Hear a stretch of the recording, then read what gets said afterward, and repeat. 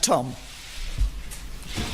Mr. President, you said you'd help us with a Brexit trade deal. You said you'd help us with a Brexit trade deal. You said you'd stand by us with NATO. But how can the British Prime Minister believe you? Because you have been known in the past to change your position on things. And also, Mayor, it's a question to both of you.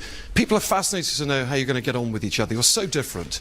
The hard-working daughter of a vicar, the brash TV extrovert. Have you found anything in common personally yet? Actually, I'm not as brash as you might think. And I can tell you that I think we're going to get along very well. You know, it's interesting because I am a people person. I think you are also, Theresa. And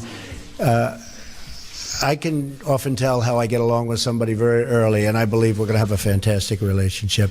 Brexit, and I really don't change my position very much. If you go back and you look, my position on trade has been solid for many, many years, since I was a very young person, talking about how we were getting ripped off by the rest of the world. And I never knew I'd be in this position where we can actually do something about it. But we will be talking to your folks about Brexit. Brexit was an example of what was to come. And I happened to be in Scotland at Turnberry cutting a ribbon when Brexit happened. And we had a vast amount of press there. And I said, Brexit, this was the day before, you probably remember, I said Brexit is going to happen. And I was scorned in the press for making that prediction. I was scorned. And I said, I believe it's going to happen because people want to know who's coming into their country and they want to control their own trade and various other things. And lo and behold, the following day, it happened. And the odds weren't looking good for me when I made that statement because, as you know, everybody thought it was not going to happen. I think Brexit's going to be a wonderful thing for your country. I think when it irons out, you're going to have your own identity, and you're going to have the people that you want in your country, and you're going to be able to make free trade deals without having somebody watching you and what you're doing.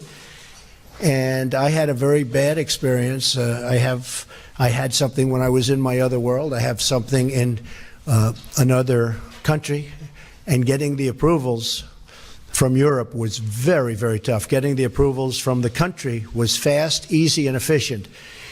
Getting the approvals from the group, I call them the consortium, was very, very tough. But I thought Brexit, I think it'll go down, that it will end up being a fantastic thing for the United Kingdom. I think in the end, it will be a tremendous asset, not a tremendous liability. Okay? And just on the question you asked me, Tom, I mean, I think as the President himself has said, I think we have already struck up a good relationship. But you asked what we had in common. I think if you look at the approach that we're both taking, I think one of the things we have in common is that we want to put the interests of ordinary working people right up there, centre stage.